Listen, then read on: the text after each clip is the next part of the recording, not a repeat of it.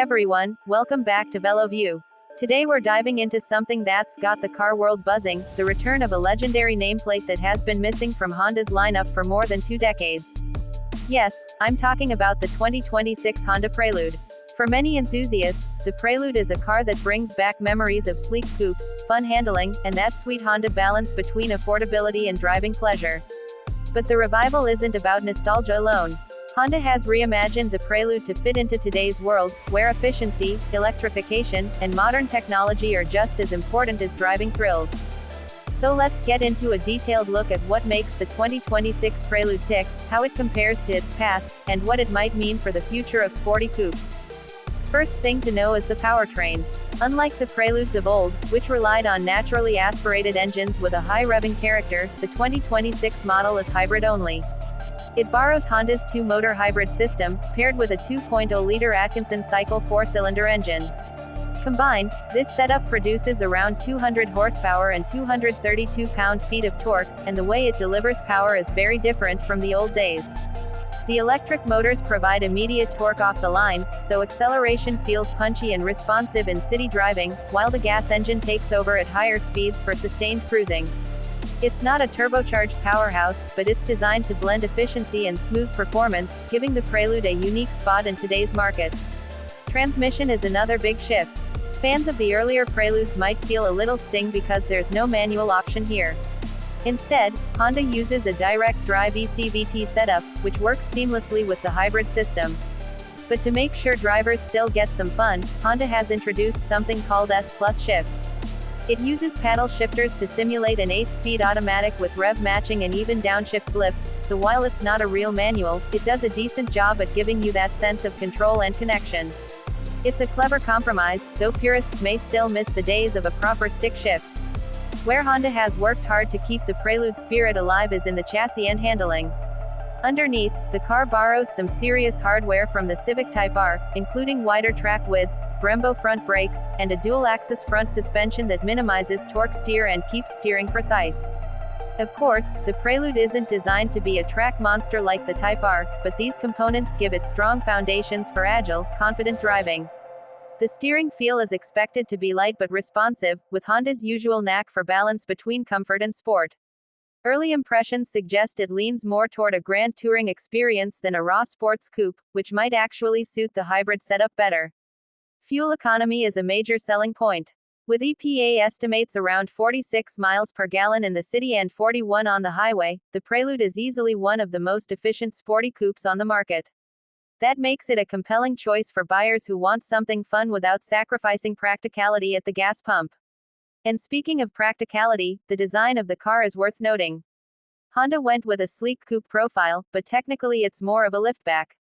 That means you get a stylish, low stance with sharp LED lighting, short overhangs, and a very aerodynamic silhouette, but you also gain useful cargo flexibility thanks to the hatch opening and folding rear seats. It's a modern, functional twist on the coupe formula. Inside, the Prelude takes things up a notch compared to Honda's entry-level models. The cabin feels driver-focused, with supportive sport seats, quality materials, and a flat-bottom steering wheel that hints at its performance intent. There's a 10.2-inch digital instrument cluster and a 9-inch central infotainment screen with built-in Google integration, wireless Apple CarPlay, and Android Auto. The sound system is a premium Bose setup with 8 speakers, which should satisfy anyone who enjoys music on long drives. Rear seating is technically there in a 2+2 layout, but it's very tight, especially with the low roofline. Adults won't be comfortable back there for long, but the seats do fold down to expand cargo space, which makes the Prelude a bit more versatile than you'd expect from a coupe. Safety and driver assistance technology are fully up to modern standards. Honda is equipping the Prelude with its full suite of driver aids, including adaptive cruise control, lane keeping assist, forward collision warning, and blind spot monitoring. These systems are becoming expected at this price point, but it's still good to see Honda making them standard. It reinforces the idea that the Prelude is not just about fun but also about being a solid daily driver. Speaking of price, while final numbers can vary depending on market and trim, estimates suggest the Prelude will start somewhere in the high 30s, around $38,000, and could climb into the low 40s with more options. That puts it in a competitive spot, a little more expensive than some mainstream sporty cars like the Toyota GR86 or Subaru BRZ, but more affordable than premium coupes.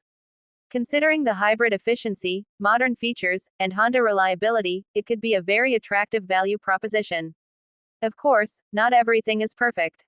Some longtime Prelude fans will miss the availability of a manual transmission, as well as features like four-wheel steering that made older models unique. The cramped rear seats limit its practicality, and while 200 horsepower is fine for most situations, it may feel underwhelming compared to rivals offering turbocharged or V6 engines. And until official performance figures like 0 to 60 times are released, we won't know exactly how it stacks up in raw speed.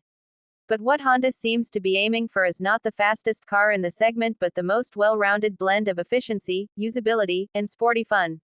Overall, the 2026 Honda Prelude feels like a carefully considered revival.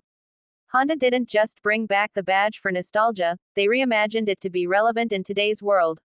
It honors the past with its stylish coupe design and sporty handling, while embracing the future with hybrid technology, modern safety, and daily practicality. It may not be the pure driver's car some fans hoped for, but it could be the perfect balance for a new generation of buyers who want something fun, efficient, and reliable.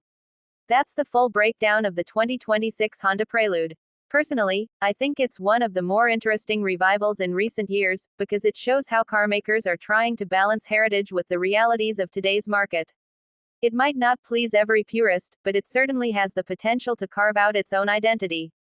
Thanks so much for watching, and if you enjoyed this detailed review, don't forget to subscribe to VeloView for more in-depth car reviews and automotive insights. See you in the next one.